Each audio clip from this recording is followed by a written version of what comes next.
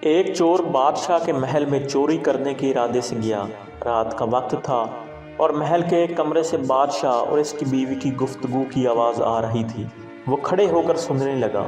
اس چور نے سنا کہ بادشاہ اپنی بیوی سے کہہ رہا ہے کہ میں اپنی بیٹی کی شادی ایسے آدمی سے کروں گا جو نہایت متقی و پرہیزگار ہو، بہت اللہ والا ہو۔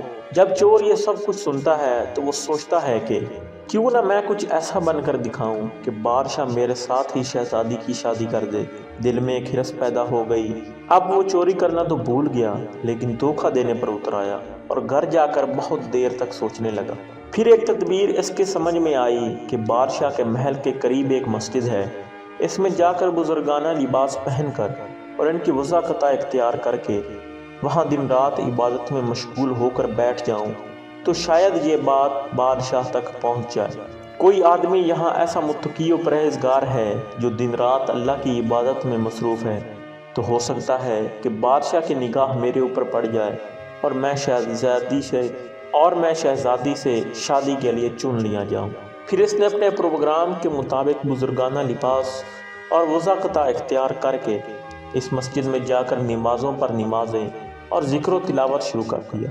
دن گزرتے رہے اور لوگوں میں شہرت ہوتی گئی کہ کوئی اللہ والا، بہت بڑے ولی اللہ یہاں آ گئے ہیں جو دن رات عبادت کرتے ہیں۔ یہاں تک کہ یہ بات بادشاہ تک پہنچ گئی کہ یہاں کوئی اللہ والے آ کر بیٹھے ہیں، جوان، عبادت میں لاجواب، تقوی و طہارت میں بے نظیر۔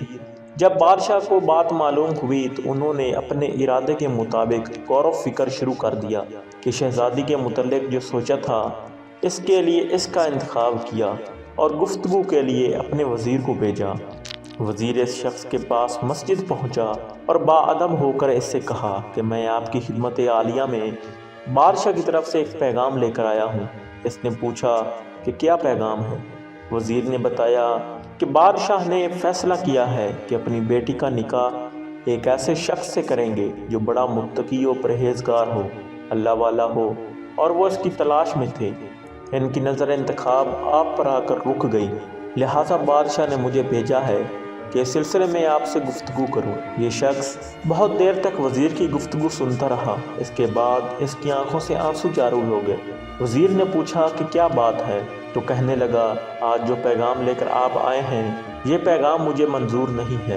وزیر نے کہا کہ کیوں منظور نہیں؟ اس شخص نے کہا کہ دیکھیے، میں صاف صاف بات آپ کو بتاتا ہوں کہ میں اصل میں ایک بار بادشاہ کے محل چوری کے ارادے سے گیا تھا، پھر جو کچھ بھی ہوا اس کو سنایا، اور اس کے بعد اس چور نے کہا کہ میں نے تو یہ وضاقتہ اسی ہرس کی وجہ سے اختیار کی تھی، لیکن میں یہاں آ کر بیٹھا تو میرے خدا نے مجھے اپنا بنا لیا۔